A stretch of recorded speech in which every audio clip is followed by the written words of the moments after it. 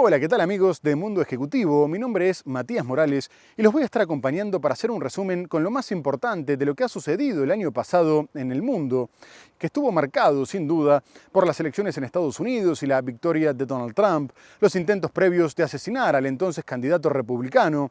Vamos a abordar otras cuestiones como las polémicas elecciones en Venezuela, la liberación del fundador de Wikileaks, Julian Assange y mucho más. Así que ya mismo nos ponemos en marcha con el programa. Acompáñennos. Y en otro orden, las elecciones en México confirmaron lo que las encuestas habían venido adelantando, y la candidata oficialista Claudia Sheinbaum será la primera presidenta en la historia del país.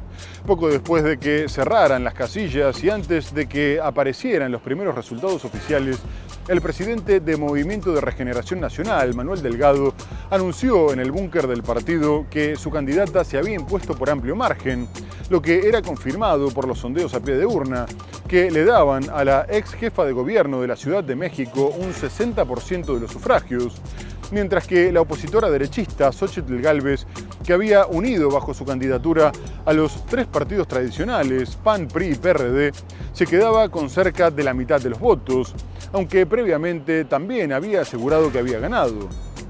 Por su parte, el único hombre en la carrera y que competía por Movimiento Ciudadano, Jorge Álvarez Maínez, se encontraba en torno al 10%. Poco más tarde, mientras las felicitaciones internacionales comenzaron a llegar, Sheinbaum salió a festejar en el Zócalo capitalino, destacando sobre todo el hecho histórico que significaba que una mujer haya alcanzado el Ejecutivo Nacional, al tiempo que reconoció el apoyo del presidente Andrés Manuel López Obrador y prometió continuar con su proyecto. Además de la presidencia, estaban en juego 20.000 cargos locales, 9 gobernaciones, de las que el oficialismo se quedó con 7, y el Congreso, donde estaba por verse si conseguían la mayoría calificada. Además, también se destacó la victoria del oficialismo en la capital, con Clara Brugada. Festejos en México por la elección de su primera mujer presidenta. La izquierdista Claudia Sheinbaum se hizo con la victoria el domingo con una abrumadora ventaja, según el conteo rápido del Instituto Nacional Electoral. Sheinbaum, de 61 años, obtuvo entre 58 y 60% de los votos, más de 30 puntos por encima de su rival de centroderecha, Xóchitl Gálvez, cuyo rango de apoyo oscila entre 26 y 28%. El exdiputado centrista Jorge Álvarez Maínez cosechaba de 9,9 a 10,8% de los votos. Este resultado es consistente con 3 encuestas a boca de urna difundidas poco después de que finalizara la votación, que daban la victoria a Sheinbaum. Y como lo he dicho en otras ocasiones, no llego sola, llegamos todas, con nuestras heroínas que nos dieron patria, con nuestras ancestras, nuestras madres, nuestras hijas y nuestras nietas. Sheinbaum tendrá el enorme desafío de contener la violencia del narcotráfico y de género.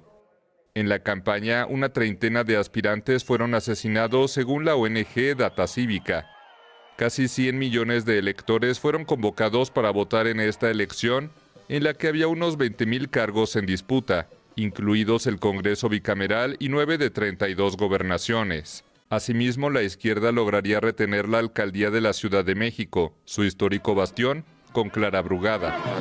Y ahora vamos a ir a Estados Unidos, porque después de que Donald Trump fuera encontrado culpable de 34 cargos, convirtiéndose en el primer expresidente de Estados Unidos en ser condenado en un juicio penal, las consecuencias siguen siendo una incógnita, dado que algunas encuestas aseguraban que 1 de cada 10 republicanos afirmaba que no votaría por un convicto, mientras que la campaña de Trump informaba que en las horas posteriores habían tenido un récord de recaudaciones de más de 50 millones de dólares, y se destacó que un 30% del total era de nuevos donantes.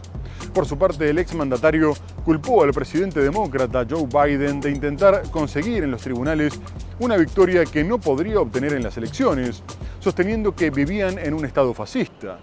Además, advirtió que él aceptaría ir a prisión domiciliaria o incluso a la cárcel, pero que la gente no lo haría y que si eso pasaba habría una fractura social.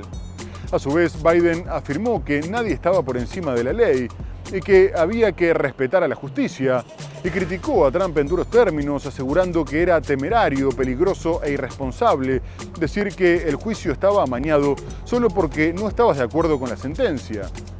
Mientras tanto, los republicanos cerraron filas en apoyo a su candidato y el presidente de la Cámara de Representantes, Mike Johnson, denunció que los demócratas utilizaban el sistema de justicia como un arma para sus fines políticos, al tiempo que también recibía el respaldo de líderes mundiales como el húngaro Viktor Orbán o el ruso Vladimir Putin.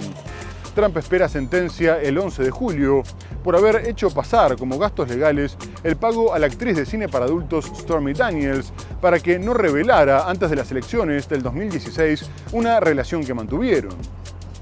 If they can do this to me, they can do this to anyone. En una rueda de prensa donde no permitieron preguntas de periodistas, esta mañana Trump dijo que si le hicieron esto a él, se lo pueden hacer a cualquiera. This is all done by Biden and his people. Acusando sin pruebas que la decisión del jurado fue una conspiración entre el Departamento de Justicia y el presidente Biden. Más de 50 millones de dólares recaudados en las últimas 24 horas. La página web de Donald Trump colapsó tras conocerse el veredicto. Al menos el 30% de las personas que donaron nunca lo habían hecho, según la plataforma que lleva la página. Quieren acabar con mi país, dice este hombre. Trump es inocente, dice este otro. Sin embargo, también hay republicanos que marcan distancia con el expresidente. Espero que después de esto nadie vote por él. Trump dice que usted mueve los hilos para perjudicarle, le decían a Biden los periodistas. Él bromeaba. No sabía que tenía tanto poder. ¿Ha pasado algo hoy?, preguntaba irónica Hillary Clinton. El actor Robert De Niro, que llamó payaso a Trump durante el juicio, asegura que se ha hecho justicia. Por otro lado, Trump ha recibido el apoyo del presidente ruso Putin y del primer ministro húngaro Viktor Orbán, también de empresarios como Elon Musk, quien podría ser su asesor si vuelve a ser presidente. Todo mientras los memes inundan las redes. El candidato republicano parece que recupera el apoyo de los votantes multimillonarios. Sus cuentas pendientes con la justicia y su promesa de bajar los impuestos parecen ser sus principales activos. Aunque en la última encuesta publicada, realizada después de conocer el veredicto, 1 de cada 10 votantes republicanos se muestra reacio a votar a Trump. Y en otro orden, el fundador de Wikileaks, Julian Assange, quedó en libertad tras llegar a un acuerdo con el Departamento de Justicia de Estados Unidos. El australiano aceptó declararse culpable de un cargo por conspirar para obtener y diseminar material de seguridad nacional, que contempla una sentencia máxima de 10 años de cárcel, pero se le impuso una condena de 62 meses, que ya cumplió al haber estado 5 años preso en una cárcel de máxima seguridad de Belmarsh, en Londres.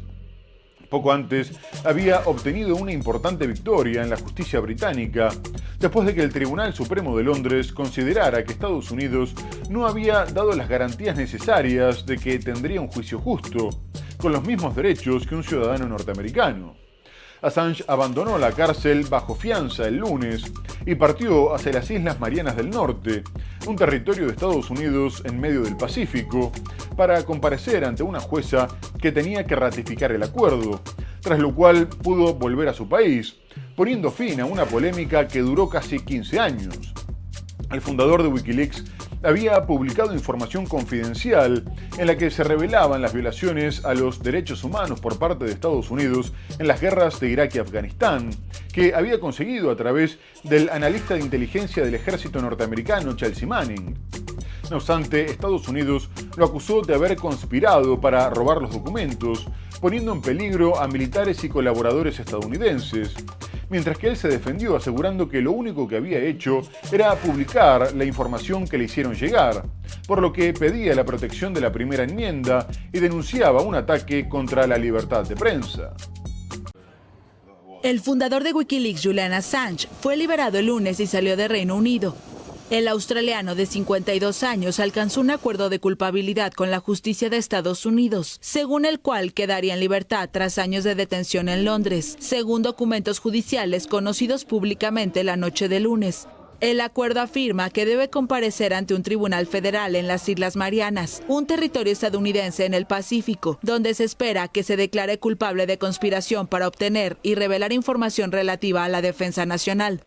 Assange estuvo detenido en una prisión de alta seguridad cercana a la capital británica desde 2019 y enfrentaba el riesgo de una pena de 175 años de prisión en Estados Unidos, en virtud de la ley sobre espionaje existente en el país norteamericano.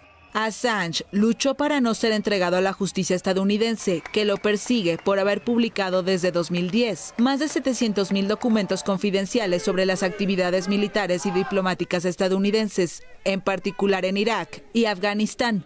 2 jueces británicos permitieron el pasado 20 de mayo a Julian Assange el derecho de apelación para detener su extradición. Y en marzo pidieron a las autoridades estadounidenses que garantizaran que el australiano podría acogerse a la primera enmienda de la Constitución, que protege la libertad de expresión y que no sería condenado a la pena de muerte. Los familiares de Assange han alertado del deterioro de su salud y su defensa advirtió sobre el riesgo de suicidio en caso de extradición. Muy bien, amigos, tenemos que hacer una breve pausa comercial y enseguida regresamos con este programa especial para seguir recordando lo más importante de lo que ha sucedido en el mundo en el 2024. No se vayan, ya volvemos.